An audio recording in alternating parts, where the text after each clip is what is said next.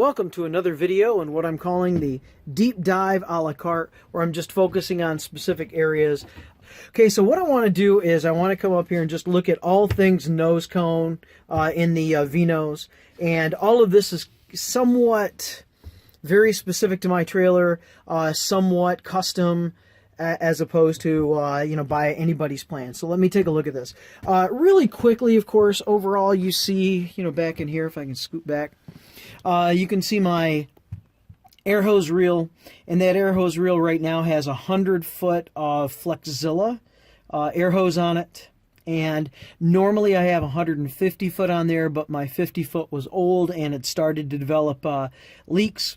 And so I went ahead and got rid of that. And I'm in the market for another 100 foot, and I think I might be able to fit another 100 foot on that. If not, I'll just fit a 50. And I do actually have a 50 foot, I guess that's a Stanley or something like that, sitting right there in case the 100 doesn't work. In any case, so there we have that reel, and that hose, like my electrical, will simply go out of that hole down in the bottom of my trailer. That hole has above and below those electrical pullers that you can help to pull wire through fixture holes and such. And I really enjoy those. They really help me from getting hung up just on the trailer itself. Of course, down here, then I have the very same Ames reel that I got off of Ron Paulk's Amazon store. They didn't charge me any extra, and they gave a little to him to support that channel. So anyway, there's the other Ames reel. Both of these, per one of his videos, I actually modified. I took out kind of all the insides for the hose itself, or water hose, and then put it all back together. All right, so there you have that. Otherwise, I did a lot of work out of state in a warmer climate, so I went ahead and put a thermometer in here just to know what the temperature was. And just various hooks, you can see. One of those 300-foot measuring tapes in the back, a 25-foot roll-up extension cord that I've had for years and years, and I just threw it in here because I could. I don't use that very often at all. It's pretty lightweight. Of course, extra hose. Down there, just another hook. I have a couple of these large S hooks that I use actually to hold tool belts, and just some extra miscellaneous, and it looks like a tripod as well. Of course, ratcheted in, I have my spare tire with the jack set. So I have, of course, there's the jack handle, and then the jack probably sits way back down in the back there with the appropriate lug nut socket. Then over here, variety of clamps, just wherever I could fit them. I would like to figure out a different way to make them look neat and tidy, because right now they seem to be a little bit jumbled, even though they're organized. I have a Viewtainer shelf. I have this specialized shelf for that particular toolbox right there, or my radio will fit there, or any other large kind of rectangular object. Down here, I have a 2-foot step, a variety of old bungee cords, reminiscent of the days when I had a truck and I had to tarp a lot of things. And I have, I used to have on those brackets, I had one of my old DeWalt table saw saw stands. And so that's why I have the two kind of yellow or orange tipped hooks there. I went ahead and put a middle hook in, that kind of silver hook you see, because of those Stanley sawhorses right there. So that's why that exists, why I have this extra bracket. And then it's just easy to hang my Carpenter rig and my electrical rig, because I still use belts. I do not have an Atlas vest yet. It really works out well just to hang them right there. Otherwise, I take advantage of a couple of hooks in the trailer, like that I hook there, and these very large S hooks which hold those. So it's nice. It's an alternative.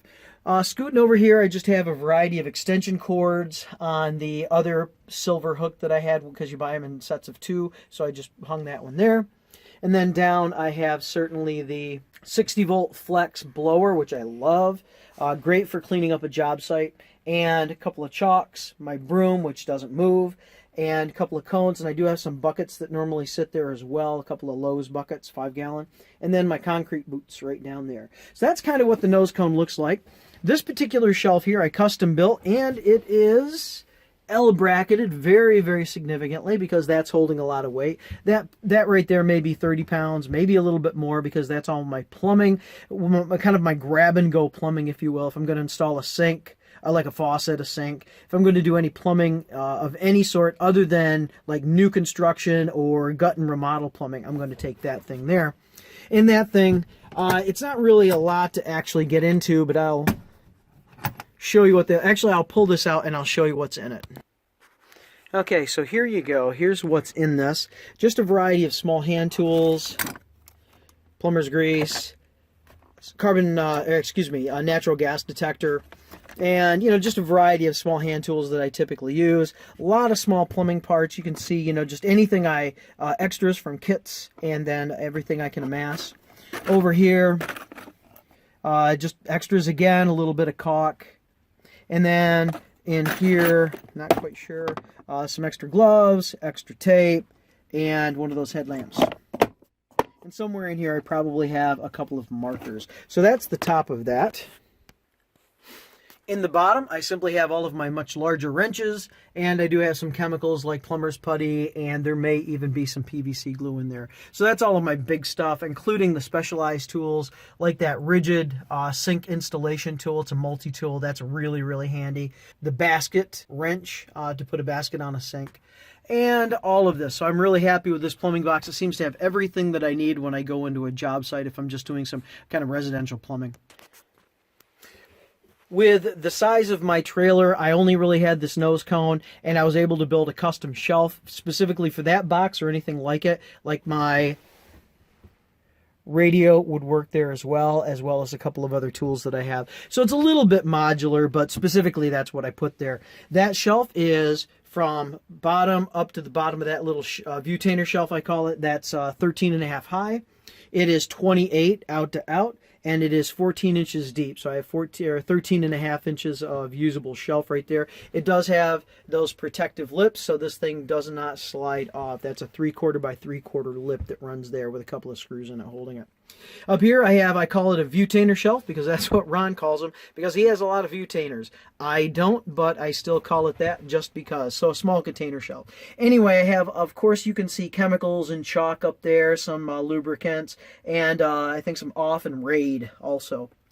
So that Viewtainer shelf, because I just had this real nice little gap up there, and why not put a small Viewtainer shelf? It allows me to, if necessary, open the top up enough to where I can grab typically like that detector or something really quick out of that top shelf. And I can also, if necessary, because I have this, because I have this extra gap here, I can still push that button in, lift up, and I can even grab a wrench out of there without having to remove this. And it's because of where that Viewtainer shelf is set back in and the fact it's not very deep. That Viewtainer shelf, in order for me to make that work, I need to have at least 11 inches of clearance. So from the bottom of the shelf up at minimum 11 inches. Of course, it tapers because of the nose cavity. Let's see, it is 24 inches out to out as far as width, and it is 5.5 deep, but you have 5 inches of usable shelf inside in front of that shelf. Well, there you have it. That is the entire nose cone of my trailer, very custom to my needs. I know Ron and others have been able to take their reel system, and they had enough room to put it on the edge of their cabinet here, which is what Ron does, and I've seen these in the front of trailers. Very convenient for those people. For me, it was just a matter of I was trying to emulate Ron Paulk, and so I centered, anything he had in the front of his trailer, I tried to do that as well, because I lack imagination, I guess. Although once I get going, I can be a little bit imaginative if necessary. Thank you for sticking with me.